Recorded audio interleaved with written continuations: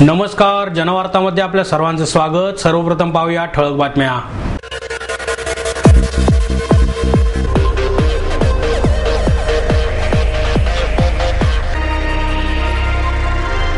श्रीमंत दगडूशेठ हलवाई ट्रस्टचे माजी अध्यक्ष आणि सुवर्णयुग सहकारी बँकेचे संस्थापक प्रतापराव उर्फ तात्यासाहेब गोडसे यांचे वृद्धापकाळाने 28 फेब्रुवारी रोजी दुःखद निधन।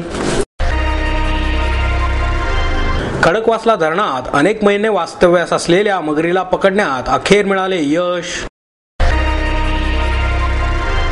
आणि धरणातील पाणीसाठा कमी झाल्याने 1 मार्च पासून शहराच्या सर्व भागांना एकच वेळ पाणी पुरवठा करण्याचा पुणे महानगरपालिकेचा निर्णय।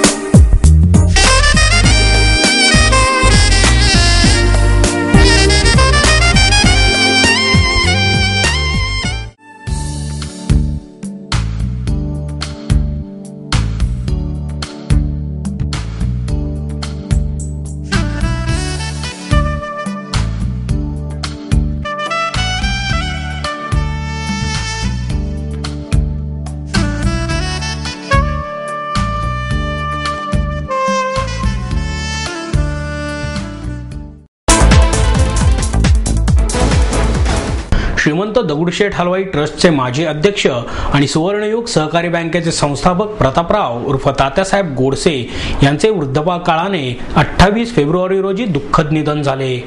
अतिशय गरिबीत दिवस काढून स्वकष्टाने आणि कर्तृत्वाने दैदिप्यमान भरारी घेणारे गोडसे यांच्या निधनाच्या वृत्ताने पुणे परिसर दुःखात बुडाला। गेली 1.5-2 वर्षे आजारपणामुळे गोडसे जरी सार्वजनिक उपक्रमांपासून दूर असले तरी त्यांच्या भेटीसाठी जवळचे कार्यकर्ते आणि परिचितांचा नेहमी राबता होता। गोडसेंचे बालपणापासून मंडई परिसरातच वास्तव्य होते। कोतवाल चावडी समोरील पाषाणकर वाड्यातील छोट्याशा घरातून नुकतेच ते आपल्या कुटुंबियांसह दगडूशेठ हलवाई मंदिरासमोरील गृह प्रकल्पातील मोठ्या घरास राहावयास आले होते। पंडित भीमसेन जोशी, लता मंगेशकर यांच्यासारख्या अनेक नामांकित कलाकारांशी गोडसे यांचे अत्यंत जवळचे संबंध होते।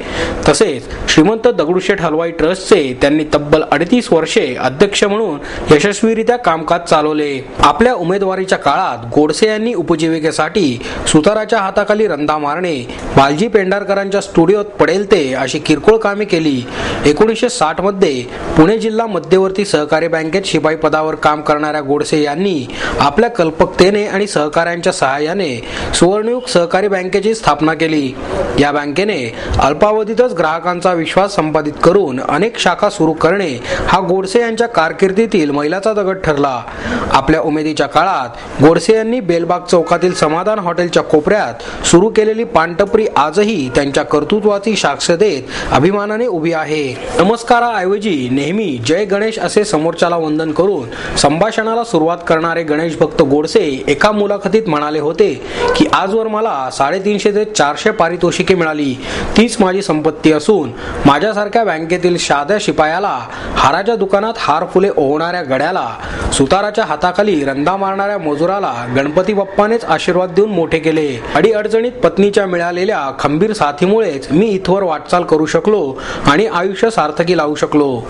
एवढे मोठे व्यक्तिमत्व असूनही सदैव जमिनीवरच पाय असणाऱ्या गोडसे यांच्या निधनाच्या वृत्ताने शहरातील राजकीय, सामाजिक क्षेत्रातील व्यक्तींना तसेच गणेश मंडळाच्या कार्यकर्त्यांसह समस्त पुणेकरांना मोठा धक्का बसला। बुधवारी सकाळी बुधवार पेठेतील त्यांच्या निवासस्थानापासून निघालेल्या अंत्ययात्रेत अनेक मान्यवरांसह सामान्य नागरिकही दुःखद मनाने सामील झाले होते।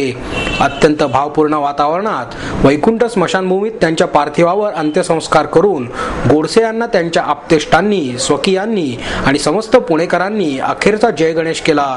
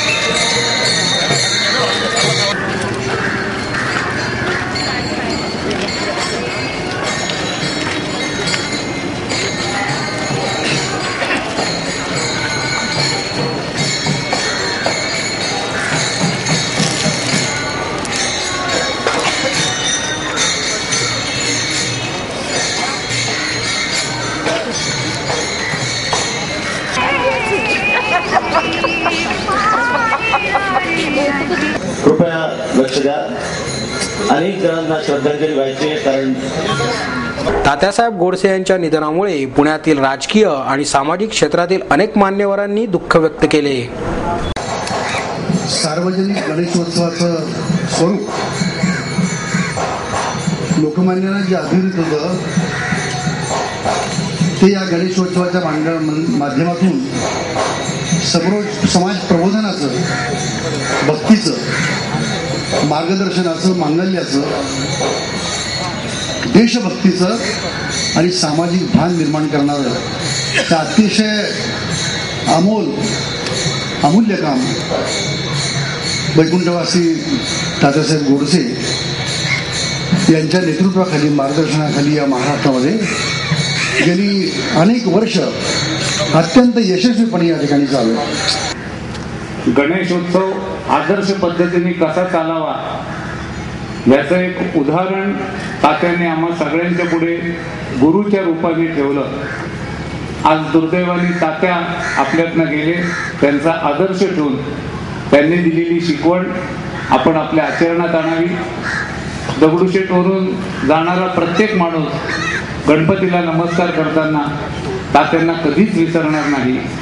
तात्यांच्या आत्म्याला सद्गती देव ही परमेश्वरचरणी प्रार्थना आणि माझ्या वतीनं, माझ्या कुटुंबियांच्या वतीनं, कसबा मतदारसंघाच्या वतीनं तात्यांना भावपूर्ण श्रद्धांजली अर्पण करतो. वैकुंठवासी आदरणीय प्रतापरावजी गोडसे उर्फ सगळ्या महाराष्ट्राला, देशाला तात्यासाहेब गोडसे या नावाने परिचित असलेल्या गोडसे यांच्या साठी आमच्या संस्थेचे सर्व शिक्षक, विद्यार्थी आणि इतर सर्व मान्यवर, आमचं कराड घराणं, श्री क्षेत्र आळंदी देवपरिसर विकास समितीच्या वतीनं तात्यांना श्रद्धांजली वाहत असताना एकच वाक्य आठवलं. आम्ही वैकुंठवासी आलो याची कारणास याची आठवण होते आणि संतांचे मार्ग झाडण्याकरता आमचं जीवन. थोर गणेश भक्त तात्या गोडसे यांचं काल दुःखद निधन झालं. आज त्यांच्यावर अंत्यसंस्कार झालेले आहेत. गणेश उत्सवांना सामाजिक पद्धतीने साजरं करता यावं आणि त्याचबरोबर भक्तीबरोबर समाजाची सेवाही घडावी या दृष्टीने एक त्यांनी चांगला आदर्श दगडू हलवाई ट्रस्टच्या निमित्ताने करून दिला. त्यांच्या आत्म्याला श्रद्धांजली मी व्यक्त करते. त्याचबरोबर गोडसे कुटुंबीय आणि दगडू हलवाई ट्रस्टशी संबंधित जे पदाधिकारी आहेत, कार्यकर्ते, त्यांच्या दुःखामध्ये आम्ही सहभागी आहोत. आज पुणे शहरामध्ये एक प्रकारची शोककळा पसरली आहे.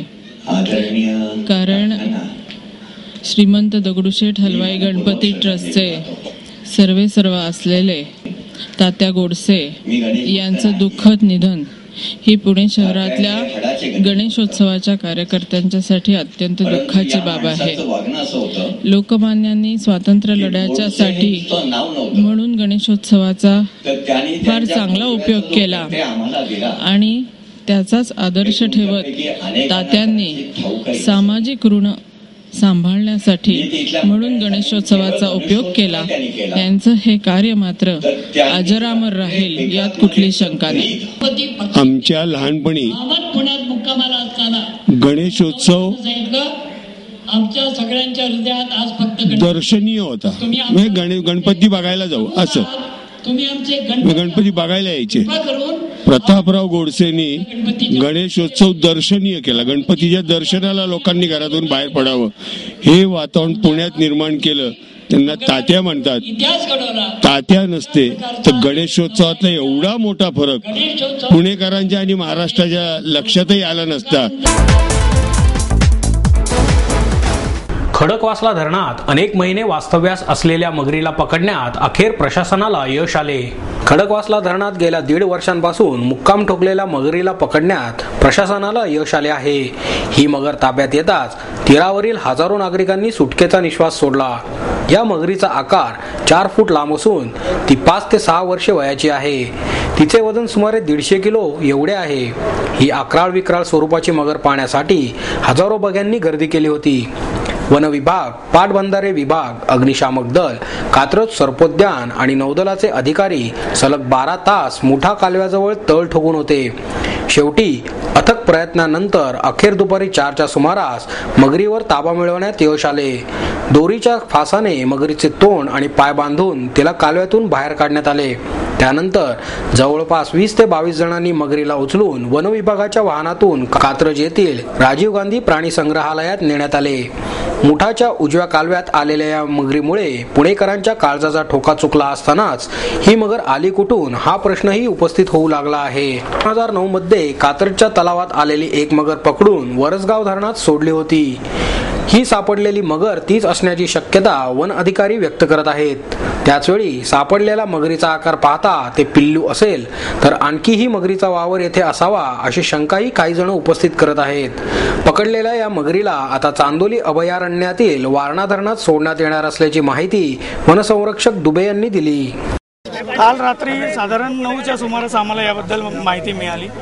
त्यानंतर हे जे परिस्थिती तुम्ही बघितलेली आहेच आत्ता, इथे लाईट नसल्या कारणाने रात्री फार प्रॉब्लेम आले आणि त्यामुळे ते रेस्क्यू ऑपरेशन रात्री सक्सेस होऊ शकलं नाही. त्यानंतर आज सकाळपासून इथे गावकरी, त्यानंतर आमचे लोक आणि नेव्हीचे लोक यांनी सर्वांच्या प्रयत्नाने आज ही मगर इथे पकडता आली. ही मगर आता आम्ही फॉरेस्ट डिपार्टमेंटला हँडओव्हर करणार आणि याच्या पुढचे जे काही डिसिजन्स असतील ते फॉरेस्ट ऑथॉरिटीज घेतील. याबद्दल आम्ही काही सांगू शकणार नाही. ऑपरेशन काल रात्री प्रथम इथे विजेची व्यवस्था नव्हती, लाईट्स, टॉर्च नाही व्यवस्थित. त्यानंतर जिथे पाणी आहे कॅनॉलच्या बाजूने तिथे उभं राहण्यासाठी सुद्धा देखील जागा नाही आहे चांगली. त्यामुळे स्थिर उभं राहून तिला पकडणं हे मोठं मुश्किल काम तर होतंच. त्याचबरोबर मगर पाण्यामध्ये पळत होती सारखी आणि पाण्यामध्ये तिला पकडणं फार अवघड जातं. आणि रात्री तिच्यासाठी खूप चांगली सोयीची वेळही होती आणि जागाही होती. पण दिवसा आता आपल्याला सोयीची वेळ झाली आणि जागाही झाल्यात अशा आपण निर्माण केल्या. आज इथे परिस्थिती तशी निर्माण केली आणि त्याप्रमाणे आपण ते रेस्क्यू केलं. धरणातील पाणीसाठा कमी झाल्याने दिनांक 1 मार्च पासून शहरातील सर्व भागांना एकच वेळ पाणी पुरवठा करण्याचा निर्णय पुणे महानगरपालिकेच्या वतीने घेण्यात आला आहे. पाणी पुरवठा अधिकारी विजय कुलकर्णी म्हणाले, वडगाव आणि कॅन्टोन्मेंट जलकेंद्रातून सध्या एक वेळच पाणी पुरवठा होतो.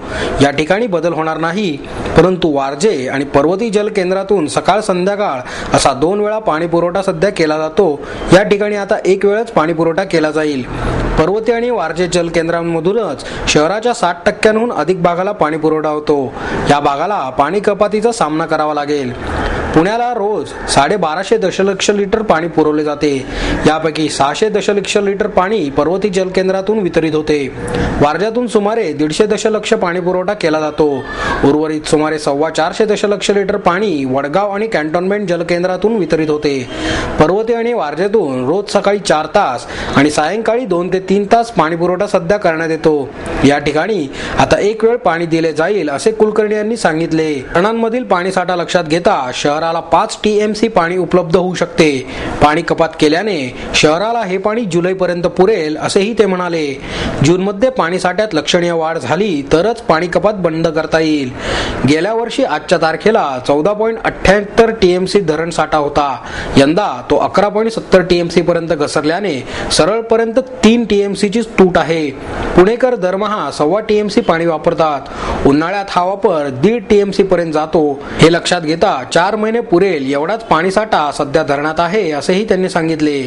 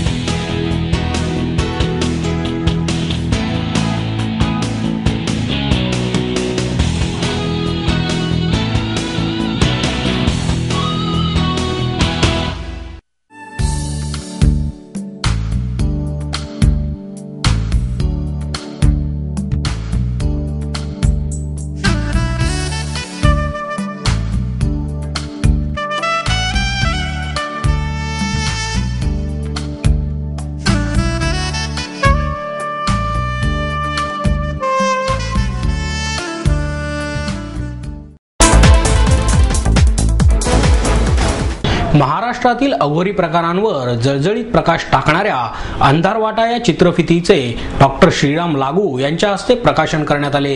महाराष्ट्र अंधश्रद्धा निर्मूलन समितीचे यवतमाळचे कार्यकर्ते आनंद कसबे यांनी ही चित्रफीत तयार केली आहे. अनिसेचे अध्यक्ष डॉक्टर नरेंद्र दाभोळकर, राज्याचे मुख्य सचिव मिलिंद देशमुख आदी यावेळी उपस्थित होते. महिलेने पाण्यासाठी लढा दिल्यावर गावातल्या एका पुरुषाने तिला मारले, पण त्या महिलेला मदत होण्याऐवजी जात पंचायतीने तिलाच गावाबाहेर काढले. ही सत्य घटना या चित्रफितीतून दाखवण्यात आली आहे. मूल आजारी पडले की त्याला काचेचे चटके दे, चाकूने पोटावर चिरे मार, झाडपाल्याने मार, मानसिक आजार झाला की त्या व्यक्तीला झाडास बांध, चटके द्या. हे अघोरी उपाय 21व्या शतकातही महाराष्ट्रातील विविध भागात होत आहेत. अंधश्रद्धेपोटी दगडगोटे मारणारी, त्यात रक्तबंबाळ झाली तरी दवाखान्यात न जाणारी, नवस फेडण्यासाठी मुक्या जनावरांचे बळी देणारी, आजार झाल्यावर दवाखान्यात जाण्याऐवजी बुवाबाजीकडे वळणारी अशी अज्ञानाने ग्रस्त माणसे चित्रफितीतून चित्रित करण्यात आली आहेत. कसंबे म्हणाले, या घटनांचे चित्रीकरण करताना माझ्यावर हल्ला होईल अशी भीती वाटत होती, पण लोक आवर्जून बोलवू लागल्यावर मलाच धक्का बसला. लोकांना सांगायला गेल्यावर तुम्हाला काय कळते, आमच्या जात पंचायतीचे परंपरेने चालत आलेले नियम आहेत असे ऐकवले जात असे. डॉक्टर दाभोळकर म्हणाले, वैज्ञानिक दृष्टिकोन पसरल्याशिवाय अंधश्रद्धा संपणार नाही आणि अंधश्रद्धेचे सध्याचे वास्तव कळल्याशिवाय वैज्ञानिक दृष्टिकोन पोहोचवण्याचे महत्त्व पटणार नाही. त्यामुळे ही चित्रफीत सगळ्यांना उपलब्ध करून देण्यात येणार आहे असेही त्यांनी सांगितले. शेतीस प्रोत्साहन देण्याच्या दृष्टिकोनातून गटशेतीबाबत शासनाने सुस्पष्ट धोरण ठरवण्याची गरज आहे असे प्रतिपादन खासदार सुप्रिया सुळे यांनी केले. पुणे जिल्हा कृषी विकास प्रतिष्ठानच्या कार्यालयामध्ये पत्रकार परिषदेचे आयोजन करण्यात आले होते. त्यावेळी सुप्रिया सुळे म्हणाल्या, शेतीमध्ये उत्पादन खर्चात होत असलेली वाढ, जमिनीचे कमी होत असलेले दरडोई धारणा क्षेत्र, अयोग्य पीक नियोजन आदी बाबींमुळे छोट्या शेतकऱ्यांना प्रोत्साहन देण्याची गरज आहे. या अनुषंगाने गटशेतीसाठी चालना देण्याच्या दृष्टीने राज्य शासनाने गटशेतीबाबत सुस्पष्ट धोरण हाती घेण्याची गरज आहे. 7 ते 8 महिन्यांच्या कालावधीमध्ये पुणे जिल्ह्यात कृषी विभागाच्या माध्यमातून सुमारे 4000 गटांची स्थापना झाली आहे. या माध्यमातून सुमारे 80,000 शेतकरी एकत्र आले आहेत. केंद्र आणि राज्याच्या पातळीवर गट शेतीबाबत सुस्पष्ट असे धोरण आखण्यात आलेले नाही, तेव्हा याबाबत स्पष्ट धोरण आखण्याची गरज आहे. त्या अनुषंगाने केंद्रीय पातळीवर देशाचे अर्थमंत्री, RBIचे गव्हर्नर, नाबार्डचे चेअरमन तसेच राज्याच्या पातळीवर मुख्यमंत्री, उपमुख्यमंत्री यांना आपण पत्र लिहिले असल्याचे सुळे यांनी सांगितले. पीक कर्जाप्रमाणे ठराविक कर्ज मर्यादेपर्यंत ₹15 ते 20 लाख व्याजदरात सवलत देण्यासाठी राज्य शासनाने पुढाकार घेतल्यास छोट्या गटांना निश्चितच हातभार लागणार आहे. तसेच गटातील पतपुरवठा करताना प्रत्येक शेतकऱ्यांची जमीन अथवा अन्य मालमत्ता तारण ठेवण्याबाबत शेतकरी पुढे येत नाहीत. शेतीमालावरील प्रक्रियांसह उत्पादक ते ग्राहक अशी साखळी करणे अपेक्षित आहे. यासाठी शासनामार्फत प्रोत्साहनात्मक धोरणाची आवश्यकता आहे असेही त्यांनी सांगितले. माईर्स MIT आणि इंग्लंडमधील मँचेस्टर विद्यापीठात शिक्षण विषयक सामंजस्य कराराबाबत पुण्यात चर्चा झाली. या प्रसंगी माईर्स MITचे संस्थापक डॉक्टर विश्वनाथ कराड, डॉक्टर सुनील कराड, प्राध्यापक ब्रुक्स, एरिम मोहम्मद आदी उपस्थित होते. अभियांत्रिकीच्या विविध विद्याशाखांमध्ये भारतीय विद्यार्थ्यांना मास्टर्स आणि PhD अभ्यासक्रम पूर्ण करता येणार आहे. जानेवारी 2013 पासून या अभ्यासक्रमांची अंमलबजावणी होईल. येत्या 3 ते 4 महिन्यात करार करण्यात येणार आहे. या प्रसंगी आयोजित पत्रकार परिषदेत ब्रुक्स यांनी शिक्षण क्षेत्रात असलेल्या विविध आव्हानांचा उल्लेख केला. ते म्हणाले, मँचेस्टरमध्ये आज मितीला जगभरातून सुमारे 3300 विद्यार्थी शिक्षण घेत आहेत. आंतरराष्ट्रीय विद्यार्थ्यांच्या सुरक्षिततेची जबाबदारी निश्चितच इंग्लंड सरकार आणि विद्यापीठांची आहे. ती आम्ही पार पाडत आहोत. मात्र बिडवे या विद्यार्थ्याबाबत घडलेल्या घटनेचे आम्हाला दुःख आहे. अशा प्रकारच्या घटना घडू नयेत म्हणून दोन्ही देशांनी सामंजस्याची भूमिका घेणे आवश्यक आहे. कुलगुरूंच्या नावे गुणवत्ता प्रदान विद्यार्थ्यांना शिष्यवृत्ती दिली जाते. त्यानुसार MITच्या विद्यार्थ्यांना सुद्धा या शिष्यवृत्तीचा लाभ मिळणार आहे असेही ब्रुक्स यांनी सांगितले.